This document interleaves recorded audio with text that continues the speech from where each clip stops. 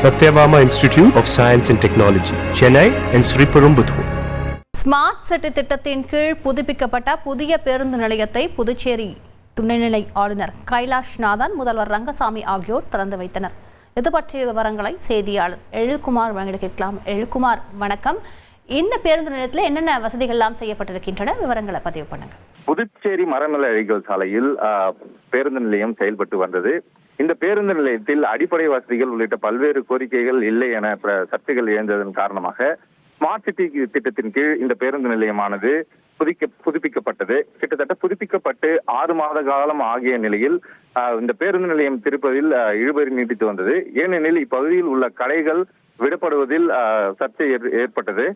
இதன் காரணமாக மேலும் இந்த கடைகள் விடுவதில் நீதிமன்றத்தில் வழக்கு தொடரப்பட்டது. இந்த கடைகள் அனைத்தும் ஒப்பந்தத்தின் அடிப்படையில் டெண்டர் விடப்பட்டு கடைகள் விடப்பட வேண்டும் என நீதிமன்றத்தில் உத்தரவிடப்பட்டது. மேலும் டெண்டர் விடாததன் காரணமாக பேருந்து நிலையம் திறக்கப்படாமல் தொடர்ந்து இழுபறி நீடித்து வந்த நிலையில் இன்றைய தினம் பேருந்து நிலையம் திறக்கப்பட்டுள்ளது. மேலும் இந்த பேருந்து நிலையத்தில் கிட்டத்தட்ட 40க்கும் மேற்பட்ட கடைகள் உள்ளது. இதே போல் அதாவது தமிழகம் மற்றும் புதுச்சேரி உள்ள கிராமப்பகுதிகளில் செல்வதற்காக பல்வேறு இந்த பேருந்து நிறுத்தமானது தொடங்கப்பட்டுள்ளது. இந்த புதிய பேருந்து நிலையத்தை துணைநிலை ஆளுநர் கைலாஷ்நாதன், முதலமைச்சர் ரங்கசாமி, அமைச்சர்கள், சட்டமன்ற உறுப்பினர்கள் உள்ளிட்டோர் திறந்து வைத்துள்ளனர்.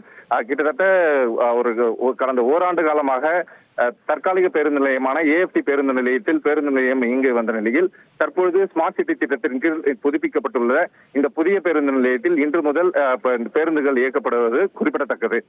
Satyabama Institute of Science and Technology, Chennai and Sriperumbudur.